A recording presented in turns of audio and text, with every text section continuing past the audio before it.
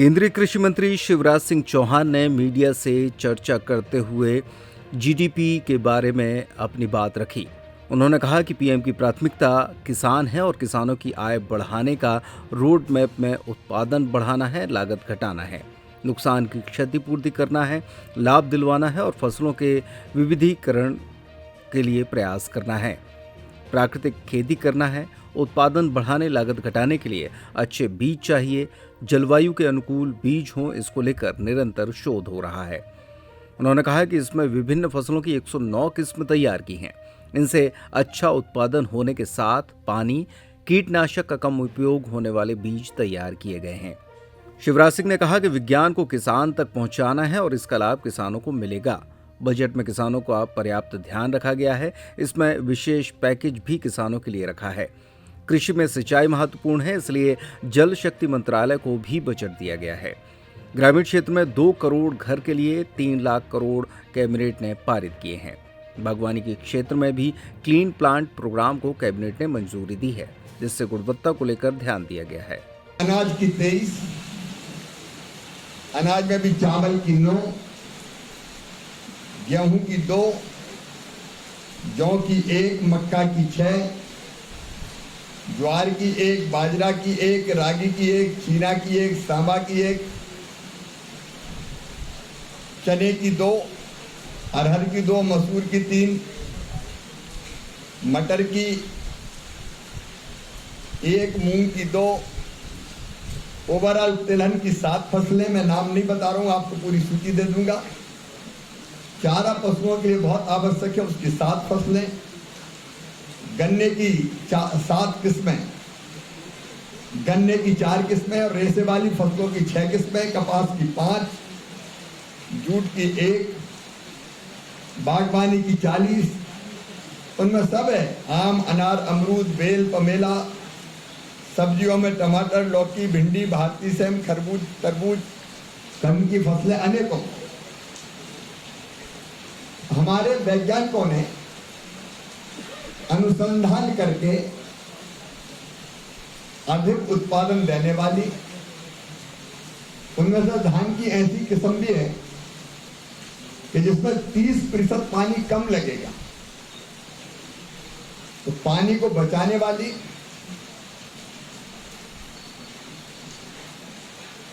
उत्पादन के साथ साथ कीटों का प्रकोप भी कम हो, वो प्रयत्न भी किया गया है। और मुझे बताते हुए खुशी है कि कल 12 तारीख को सवेरे 11 बजे प्रधानमंत्री श्रीमान नरेंद्र मोदी जी ये अलग अलग 109 किस्मों को किसान के लिए जारी करेंगे। ये फसलें अलग अलग एग्रो क्लाइमेटिक जोन के लिए अलग अलग है, अलग क्षेत्र के लिए अलग किस्म, क्योंकि हमारे अलग एग्रो क्लाइमेटिक जोन है। अब जो खेती हिमालयन क्षेत्र में हो सकती है वो समुद्र के तट पर नहीं हो सकती। जो मध्य भारत में हो सकती है वो नॉर्थ ईस्ट में नहीं हो सकती। तो एरिया स्पेसिफिक, वहां के जलवायु के अनुकूल ये फसलों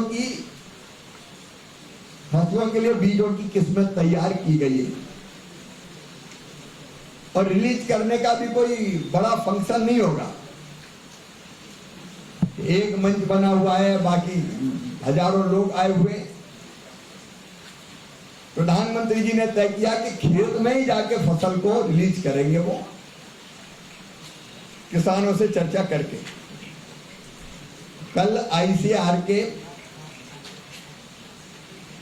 खेतों में जाएंगे प्रधानमंत्री जी और अलग अलग 3 स्थानों पर, एक जगह बागवानी और 2 जगह फसलों की बीजों की किस्मों को रिलीज करके किसानों के लिए समर्पित करेंगे। लैब टू लैंड, विज्ञान सीधे किसान तक पहुंचे, रिसर्च का पूरा फायदा किसान तक पहुंच जाए और वैज्ञानिक किसान, कृषि विभाग सब एक जगह हो, ये प्रयत्न किया गया है। और कल ये कार्यक्रम दिल्ली में, जैसा मैंने बताया, संपन्न होगा। मुझे ये कहते हुए खुशी है कि कृषि बजट जो यूपीए की सरकार में केवल 27,000 करोड़ रुपया हुआ करता था,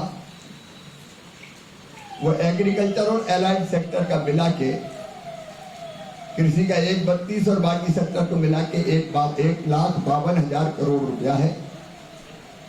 इसमें फर्टिलाइजर की सब्सिडी अलग है। पिछले साल 1,95,000 करोड़ रुपया की सब्सिडी केवल फर्टिलाइजर पर दी गई थी। इस बार 1,70,000 करोड़ का प्रावधान है, लेकिन ये अगर खपत ज्यादा होती तो ये प्रावधान अपने आप बढ़ जाता है।